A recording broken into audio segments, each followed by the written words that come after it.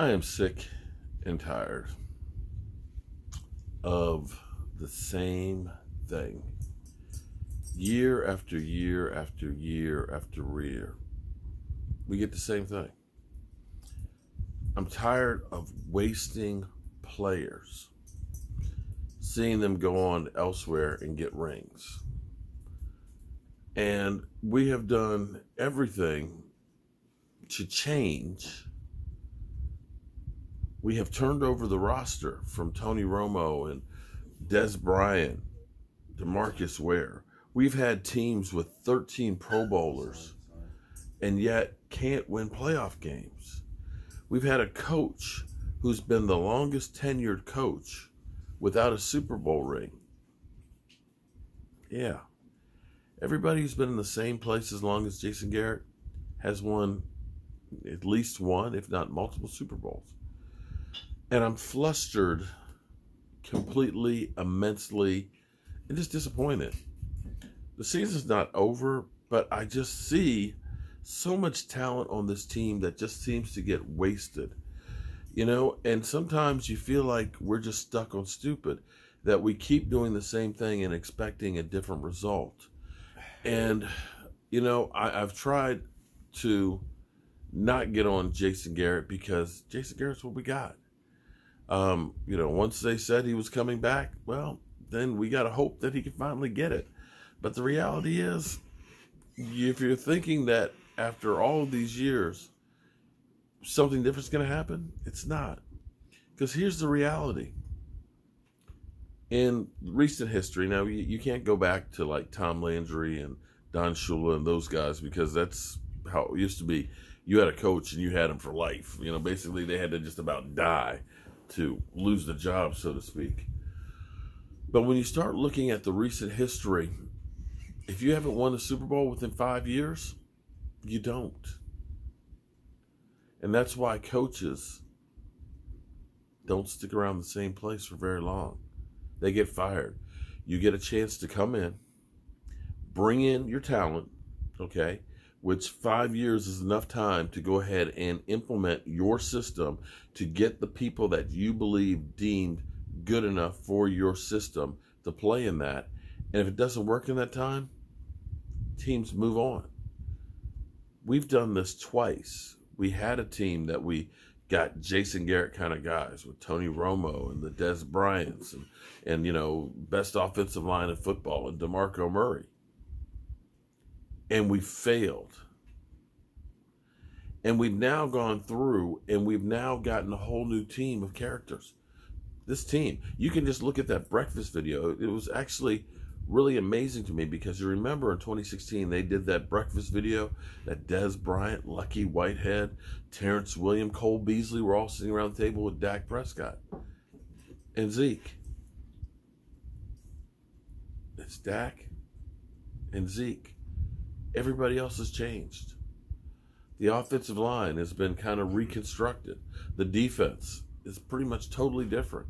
You have a new cast of characters, but we're still getting the same results.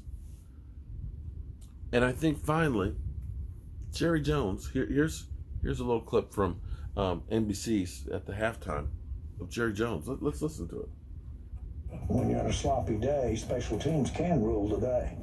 And they've got a coach that knows how to play this game and did a good job of that. My hat's off to him. I don't think there's a game that a coaching staff has areas that it couldn't do better in. And I just don't like it that we've got so many as I'm standing here tonight. Well, that'll be talked about for a few days. Your reaction to Jerry's postgame? Yeah, he's putting a little pressure on his coaches, but I really think this is the type of team you have, Jerry. It's a team that plays well against not great teams, but when they get into big games against good teams, they just fall a little bit short. I think there's a talent situation there. He's criticizing the coaches, but it's really affecting the players because it becomes a distraction, Mike, because they have to answer these questions all week, and they still have a game to prepare for in 4 days. Luckily for here's the thing. In my mind, you can take almost any game and literally take 5 plays, and it's the difference between winning and losing. 5 plays. You can easily pick I could take 2 plays and say they were the difference between winning and losing here. And that is the block punt. They don't get that block punt, they don't get that easy score. You can look at the missed field goal. That, had we got that field goal, maybe you've got a better opportunity. And here, another call that to me is questionable, that the only reason that you look at and say, why did we kick the field goal when we're down there in the red zone for the first time all game? I know it's 4th down and long, 4th and 7, and your chances of making it are not great. But here's the thing. What did the field goal do for you other than cover the spread? That's the only thing it did for you. Regardless, if you kick the field goal, you still got to score a touchdown. If you don't make the first down, at least you've got them pinned in deep. So you look back at this, and this is one of those ones that's kind of head-scratching, and say, why do we kick field goal? We kicked off, you get the ball on the 25-yard line. You actually got better field position for them, and you still needed the touchdown.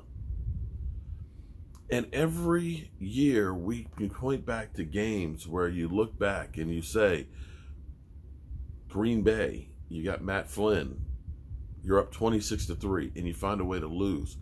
You've had not 1 but 2 games against the Detroit Lions when you've been up by 21 points and you lose it. There was an interesting statistic that they posted here in this game about Bill Belichick. When they lead at halftime, they are 99-1? They've only lost 1 game when they've had a lead at halftime. 1. How many times have we lost games that we've been up under Jason Garrett? How many times have we gone back and looked and said, you know what, this team just doesn't seem prepared to play, or for some reason the team can't adjust at halftime? I literally live the Dallas Cowboys every single day of my life. I wake up in the morning to talk to you guys.